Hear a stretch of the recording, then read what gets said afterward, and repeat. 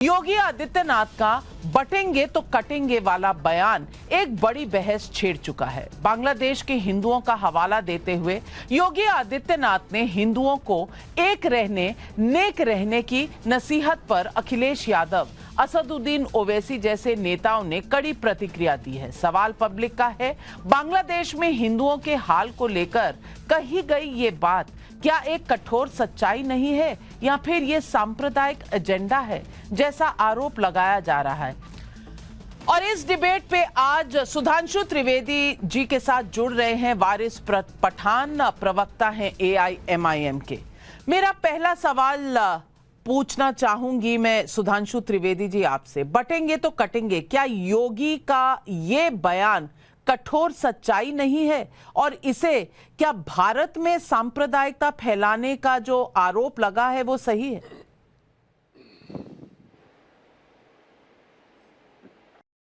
देखिए, ये कठोर सच्चाई नहीं, कठोर और दर्दनाक सच्चाई है। मैं पूछना चाहता हूं, आज जात बिरादरी के नाम पे जो लोग राजनीति करने की बात करते हैं, तो 70 से 75% SC ST OBC तो भारत के हर हिस्से में थे। आज के बंगाल में थे तो बांग्लादेश में भी थे। तो जो यानी पश्चिम, उस समय पूर्वी बंगाल था 80 साल पहले, कहां गए वो 75% SC ST OBC कहां गए? कट गए ना, या कन्वर्ट हो गए? दो ही तो हुआ। तभी तो 32% से 7% तक आ गए। तो उस 32% में तो 75% तो SC ST OBC थे, यानी 25-26% कहां चले गए मेरे भाई?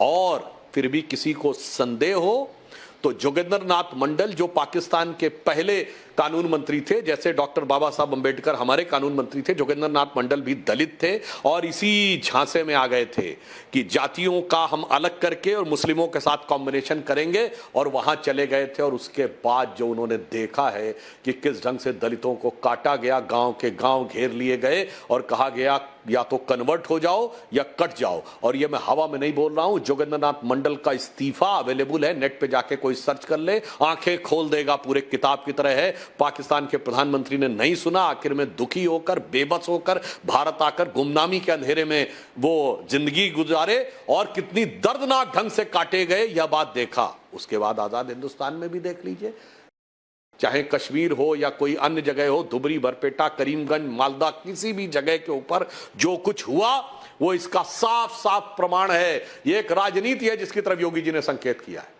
कि एक समाज को तो फिलिस्तीन और हमास तक जोड़ के रखना है और दूसरे से कहना है बांग्लादेश तो छोड़ो। अगर धुबरी, बरपेटा, करीमगंज, मालदा में भी कुछ हुआ, तुमसे क्या मतलब? तुम्हारे शहर के दूसरे इलाके में हो रहा है, तुमसे क्या मतलब? मतलब 20% अपना है और 80 में टुकड़े करना है। और यहां पर मैं एक और बात कह दूं, जहां पे बट गए वहां आप भी कट गए, देश भी कट गया, और वो देश भी उसके बाद बहुत बर्बादी के दौर में आ गया। और मैं अंत में एक बात और कह दूं, जो इस समय अंतर्राष्ट्रीय षड्यंत्र चल रहे हैं, भारत के चारों तरफ देख लीजिए।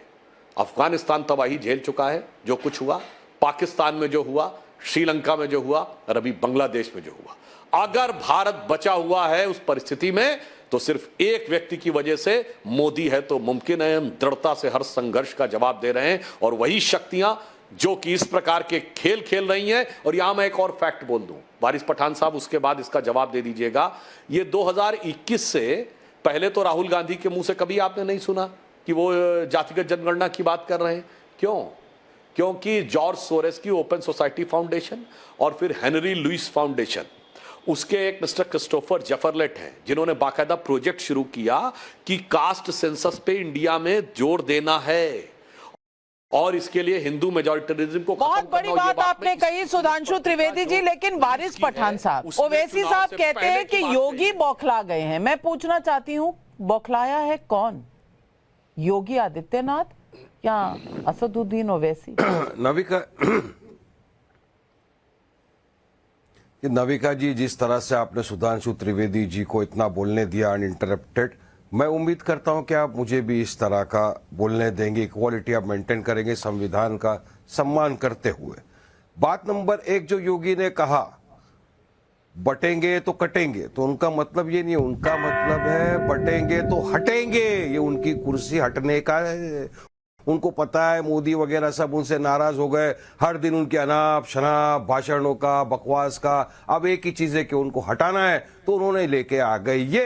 अब उनको संविधान की शपथ लेकर मुख्यमंत्री बने हैं और संविधान की धज्जियां उड़ा रहे। बताइए मुझे, इस तरह की भाषा का इस्तेमाल करना एक मुख्यमंत्री को शोभा देता है? आपने बांग्लादेश की बात करी, अरे बांग्लादेश के अंदर जो हो रहा है, वहां की जो मेजोरिटेरियन लोग हैं उनका दायित्व बनता है, सरकार का दायित्व बनता है कि माइनॉरिटी की हिफाजत करे। हमने कंडेम किया वायलेंस का कि नहीं होना चाहिए, लेकिन बांग्लादेश पे जो हो रहा है उसका बदला आप भारतीय मुसलमानों के ऊपर क्यों ले रहे हो? आप भारतीय मुसलमानों के घरों को आप बिना नोटिस दिए बुलडोजर से उखाड़ देते हो, भारतीय मुसलमानों को मॉब लिंचिंग करके आप रात दिन मार देते हो, भारतीय मुसलमान के आपको खाने पीने सबसे नफरत होती है, आप भारतीय मुसलमानों के खिलाफ तो एक जंग जैसी आपने छोड़ दी। अरे अगर बांग्लादेश का हमारा हिंदू भाई तकलीफ में परेशान है तो मोदी जी अभी आपने ऐसा कहा रोज संविधान जता रहे हैं। अरे संविधान जताने से चलिए जाके लेके आते हैं हमारे हिंदू भाइयों को। चलिए नाविका जी, आप में सुधांशु जी, अगर मोदी के ताकत नहीं है, आप में सुधांशु जी चलते हैं। विशाल दिल है आपका, कितना बड़ा दिल है आपका,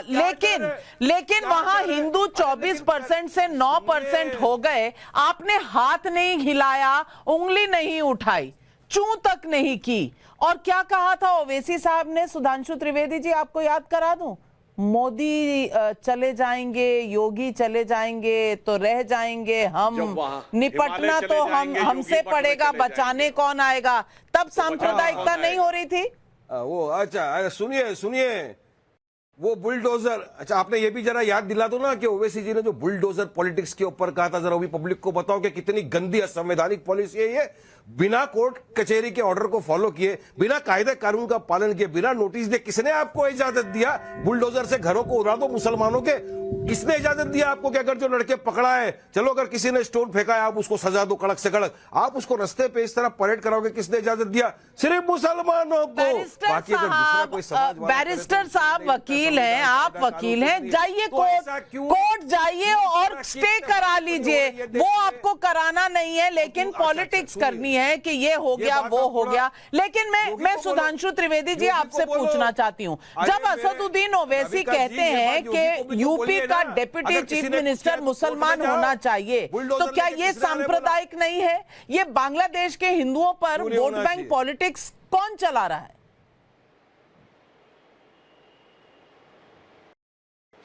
देखिए, वारिस पठान साहब को वकील होकर ऐसी वाहियात बात नहीं करनी चाहिए। यदि इस समय कोर्ट में आप लोग गए, उस समय केवल नाम लिखने पर तो कोर्ट ने पक्ष में डिसीजन दे दिया। ये जितने बुलडोजर चल रहे हैं सब इलीगल कंस्ट्रक्शन थे, एक भी लीगल होता तो कोर्ट से स्टे ले आते। ये इस बात का प्रमाण है कि अपनी अपनी सेकुलर सरकारों के दामने रहमत में कितने इलीगल कंस्ट्रक्शंस करवा के रखे थे, इसलिए एक में भी कोर्ट से इनको राहत नहीं मिलने पाई। अब दूसरी बात मैं कहना चाहता हूं, एक गंभीर बात नाविका जी। देखिए, जो बटने और कटने की बात है तो मैं दर्शकों के लिए कह रहा हूं, वारिस पठान के लिए नहीं।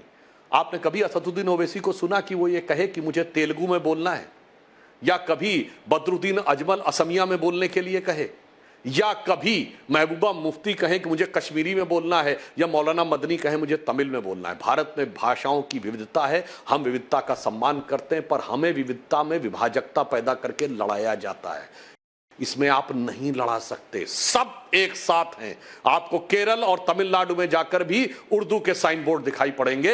यह है न बटने का तरीका, और वो उनका सही है, इसमें कौन सी गलत है? आप किसी मुसलमान को खड़ा करके दिखा दिए, किसी मुस्लिम देश में कम्युनिस्ट नहीं रिवॉल्यूशन नहीं हो पाई, किसी मुस्लिम गरीब को आप अमीर के खिलाफ नहीं खड़ा कर सकते, किसी मुस्लिम अंसारी, बेहना, कसाई, गद्दी, घोसी को शेख सैयद के खिलाफ नहीं खड़ा कर सकते। क्योंकि यह है, जब आप एकजुट रहते हैं तो आप 20% होकर भी भारी पड़ते हैं, और आप 60% होके तो कयामत कर देते हैं। दूसरी तरफ इनकी क्या है टेंडेंसी? 20% अपना है, 80 टुकड़े करना है, टुकड़ा टुकड़ा करके करने का रखना। इसलिए मैं दर्शकों से कहता हूं, बड़ी गंभीरता से सोचिए, उत्तर दक्षिण में लड़ना है। कर्नाटक के मुख्यमंत्री मंत्री ने कहा था, डीके सुरेश ने, कि हम ज्यादा टैक्स देते हैं, हमें अलग हो जाना चाहिए। उत्तर भारतीय और मराठी में लड़ना है, तमिल और हिंदी में लड़ना है, अगड़े पिछड़े में लड़ना है, और सवर्ण और दलित में लड़ना है, खूब लड़ना है। अरे सुनिए तो मगर टुकड़े बड़ा आरोप वारिस पठान जी, बड़ा आरोप। आपको अपना 20% सुरक्षित रखना है, 80 में आपको बांटना है। क्या यही पूरी पॉलिटिक्स है?